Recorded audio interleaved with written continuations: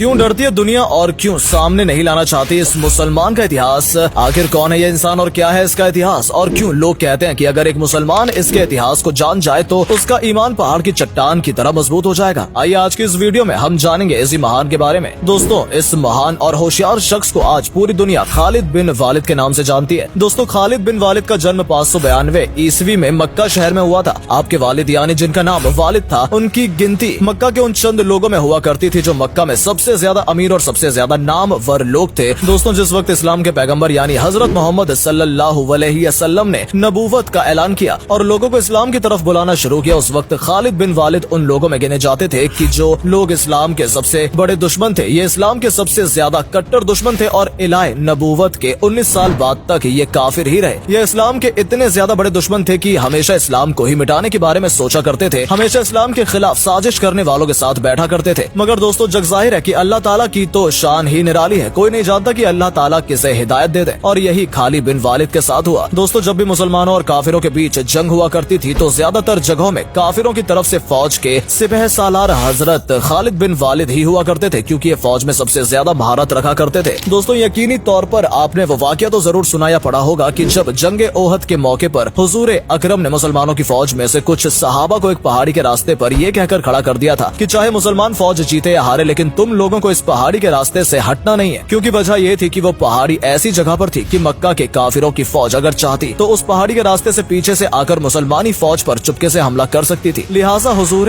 अकरम ने इसी वजह से उस पहाड़ी पर कुछ चंद सहाबा को खड़ा कर दिया था ताकि काफिर इधर से किसी भी सूरत में हमला नहीं कर सके। बहुत खतरनाक जंग हुई। मुसलमानों ने गिनती में कम होने के बावजूद भी मक्का के काफिरों को धूल चटा दी, लेकिन यकीनन खुदाए ताला को कुछ और ही मंजूर था। जिन चंद लोगों को इस्लाम के पैगंबर ने पहाड़ी के रास्ते पर खड़ा किया था, उन लोगों ने जब देखा कि मुसलमान जंग जीत गए हैं और काफिरों के माल को लूटने लगे हैं, तो उन लोगों में से ज्यादातर लोगों ने भी अपनी जगह छोड़ दी और मैदान में आकर खुशी मनाने लगे। इसका नतीजा ये हुआ कि खालिद बिन वालिद, जो उस वक्त काफिरों की फौज में शामिल थे और उस वक्त काफिर हुआ करते थे और जंग में भी बहुत ज्यादा महारत रखा करते थे, उन्होंने अपने चंद लोगों के साथ में पीछे से मुड़कर उस पहाड़ी वाले रास्ते से मुसलमानों पर दोबारा हमला किया। ये इतना खतरनाक हमला था कि मुसलमानों को कुछ समझ ही नहीं आया कि आखिर ये कैसे मुमकिन हो गया। खालिद बिन वालिद ने अपनी तलवारों से लगातार कई सहाबा को शहीद कर दिया और देखते ही देखते पूरी जंग का नक्शा बदल गया। वो जंग जो मुसलमान जीत चुके थे अब उनकी हार में बदल चुकी थी, और ये सब कुछ हुआ था खालिद बिन वालिद की महारत की वजह से, जो उस वक्त काफिर हुआ करते थे। दोस्तों, सुलह हुदैबिया के बाद हजरत खालिद बिन वालिद अक्सर परेशान रहने लगे थे और उनकी परेशानी की सिर्फ एक ही वजह थी, और वो वजह थी इस्लाम की दिन ब दिन तरक्की होना। दोस्तों, वो हमेशा सोचते रहते थे कि आखिर ये वजह क्या है कि काफिरों ने कई बार मुसलमानों को जंग के मैदान में चैलेंज किया है, लेकिन काफिरों ने हमेशा अच्छे हथियार और अच्छे जंगजू अपने पास होने के बावजूद भी हमेशा मुसलमानों से हारे हैं। उनके दिमाग में अजीब अजीब बातें आया करती थी। वो सोचते थे कि आखिर क्या वजह है कि मुसलमान हमेशा हमेशा हमसे जीत जाते हैं। कहीं ऐसा तो नहीं कि मुसलमानों के साथ कोई अलग ताकत हो। कभी उनके दिमाग में आता कि कहीं ऐसा तो नहीं कि मोहम्मद सच में ही अल्लाह का रसूल हो। दोस्तों, अदरक खालिद अल वलीद इन तमाम बातों से परेशान ही थे कि अचानक से एक दिन उनके बड़े भाई का उनके पास एक खत आता है। उस खत में लिखा था कि खालिद, तुम कहाँ हो? हजरत मोहम्मद सल्लल्लाहु अलैहि वसल्लम ने मुझसे तुम्हारे बारे में पूछा है कि आखिर खालिद कहाँ है। उस खत में उनके भाई ने लिखा था कि मैं चाहता हूँ कि तुम इस अंधेरी दुनिया से निकलकर इस्लाम की रोशनी की तरफ आओ और इस्लाम में दाखिल हो जाओ। ये खत पढ़ते ही खालिद के और इस खत का इतना खतरनाक असर हुआ कि आप पैगंबर मोहम्मद सल्लल्लाहु अलैहि वसल्लम की तरफ रवाना हुए और उनकी खिदमत में हाजिर होकर इस्लाम कबूल कर लिया, यानी इस्लाम धर्म में शामिल हो गए। दोस्तों, हदीसों की किताब में आता है कि पैगंबर मोहम्मद मुस्तफा सल्लल्लाहु अलैहि वसल्लम ने रोमन एम्पायर की तरफ यानी सीरिया की तरफ अपना एक एलची रवाना किया, लेकिन रोमन एम्पायर ने अपने गुरुओं घमंड के आकार मुसलमानों के उस एलची को खत्म कर दिया। और जाहिर है कि पहले के दौर में कितना भी खतरनाक दुश्मन हो, लेकिन एलची को वो खत्म नहीं किया करता था, क्योंकि एलची को खत्म करने का मतलब हुआ करता था जंग का खुल्लम खुल्ला ऐलान करना। जब मुसलमानों का एलची खत्म कर दिया गया तो हुजूर ने भी मदीने से सहाबा की एक बड़ी फौज को जंग के लिए सीरिया की तरफ रवाना किया और उस जंग का सिपहसालार बनाया हजरत जैद बिन हारसा को। दोस्तों, जैद बिन हारसा हुजूर अकरम सल्लल्लाहु अलैहि वसल्लम के मुंह बोले बेटे भी थे और ये वाहिद सहाबी हैं जिनका नाम कुरान में भी आया है। और हुजूर ने जाते हुए सहाबा को ये नसीहत फरमाई कि अगर जैद शहीद हो गए तो इसके बाद अपनी फौज का सिपहसालार जाफर को बना देना, और अगर जाफर भी शहीद हो जाए तो अपनी फौज का सिपहसालार लाल अब्दुल्ला बिन रवाह को बना देना, और अगर वो भी शहीद कर दिए जाए तो उसके बाद जिस पर तुम लोग मुत्ताफिफ हो जाओ उसी को अपना सिपहसालार बना देना। हुजूर ने ये नसीहत करके अपने लश्कर को सीरिया की तरफ रवाना किया और हुजूर साहब अपने चंद सहबाओं के साथ मदीने शहर में बैठ गए। एक तरफ सीरिया में जंग हो रही थी और दूसरी तरफ हुजूर मदीने में पूरी जंग का नक्शा अपने सहाबा को बैठकर बता रहे थे। बड़ी ही खतरनाक जंग हुई और हुजूर रो रहे थे और अपने सहाबा से कह रहे थे कि जंग में अब जैद कैद को शहीद कर दिया गया। इस्लामी फौज का झंडा अब जाफर के हाथों में आ गया। थोड़ी देर बाद हुजूर रो रहे थे और कह रहे थे कि जाफर को भी शहीद कर दिया गया है और अब जंग का झंडा अब्दुल्ला के पास आ पहुंचा है। उसके बाद हुजूर ने फरमाया अब्दुल्ला को भी शहीद कर दिया गया है और तमाम लोगों के मुताफिक होने के बाद हजरत खालिद बिन वलीद के हाथ में इस्लाम की फौज का झंडा दे दिया गया है। दोस्तों, ये पहला मौका था जब हजरत खालिद बिन वलीद के हाथ में इस्लामी फौज की सिपहसलरी थी, क्योंकि उससे पहले वो काफिर हुआ करते थे। लिहाजा जब इस्लाम का झंडा हजरत बिन खालिद के हाथ में और इस चीज को रोमन एम्पायर की फौज ने देखा तो उनकी आधी हिम्मत तो हजरत खालिद बिन वलीद को देखकर ही टूट गई थी। उसकी वजह ये थी कि दूर दूर के लोग इस बात को जाना करते थे कि मक्का में खालिद नाम का एक ऐसा जंगजू मौजूद है जो अपने सामने किसी को नहीं टिकने देता है। जाहिर है अब ये इस्लाम में दाखिल हो चुके थे और अब ये इस्लामी फौज में थे, लेकिन अपनी पुरानी जंगी महारतों को कभी नहीं भूले थे। दोस्तों, बहुत खतरनाक जंग हुई और खालिद बिन वालिद की सिपहसलारी की वजह से मुसलमानों ने ये जंग जीत ली। और इस जंग में हजरत खालिद बिन वलीद इतनी जोश के साथ लड़े और इतनी खतरनाक तरीके से लड़े कि इस जंग में हजरत खालिद बिन वलीद के हाथ से 9 तलवारें टूट गई थी। यकीनन एक तलवार भी किसी मर्द के हाथ से ही टूट सकती है और जिसके हाथ से 9 तलवारें टूटी, सोचिए उसने उस जंग में कितने लोगों को कत्ल किया होगा। दोस्तों, जैसा कि मैंने आपको पहले भी बताया है कि प्यारे नबी सीरिया में हो रही जंग का हाल मदीने में बैठकर अपने सहाबा को बता रहे थे और रो रहे थे। तो जब हजरत खालिद बिन वलीद ने अपनी बहादुरी के बलबूते पर उस जगह को फतेह कर लिया तो हुजूर ने खुश होकर तमाम सहाबा के सामने हजरत खालिद बिन वलीद को एक नया नाम दिया और वो नाम था सैफुल्लाह। और हुजूर ने फरमाया कि अब मुसलमानों की फौज की सिपहसलारी सिर्फ सैफुल्लाह के हाथ में है। दोस्तों, जाहिर है कि हजरत खालिद बिन वलीद का जिक्र हो और जंगे यमाम का जिक्र ना हो तो मुमकिन नहीं है। हजरत खालिद की सबसे मशहूर जंग जंगे यमामा है। ये वो जंग है जो कि मुसलमानों ने एक ऐसे शख्स से लड़ी थी कि जिसने हुजूर अकरम सल्लल्लाहु अलैहि वसल्लम की वफात के बाद उसने नबूवत का दावा कर दिया था। उसने कहा था कि मैं भी नबी हूँ। इसका नाम था मुसलमा कज़्ज़ाक। यकीनन ये जंग बहुत खतरनाक थी क्योंकि मुसलमानों के सामने कोई छोटी मोटी फौज नहीं थी बल्कि बहुत बड़ी फौज थी। इस फौज की तादाद थी तकरीबन 50 से 60 हजार। लेकिन जाहिर है कि मुसलमान भले ही कम थे लेकिन उनका सिपहसलार ऐसा खतरनाक इंसान था जिसका नाम था हजरत खालिद बिन वलीद। हजरत खालिद बिन वलीद ने अपनी होशियारी से कज़्ज़ाक की इतनी बड़ी फौज में तबाही मचा दी और वो लोग घबराकर अपने किलों में वापस भागने पर मजबूर हो गए। खालिद ने उनके किलों को चारों ओर से घेर लिया और मुसलमान कज़्ज़ाक को कत्ल कर दिया और ये जंग भी जीत ली गई। तो दोस्तों, ये था खालिद बिन वलीद का कुछ इतिहास जिस पे हमने रोशनी डाली है। ऐसे ही और रोमांचक वीडियोस के लिए बने रहिए बस हमारे साथ। धन्यवाद।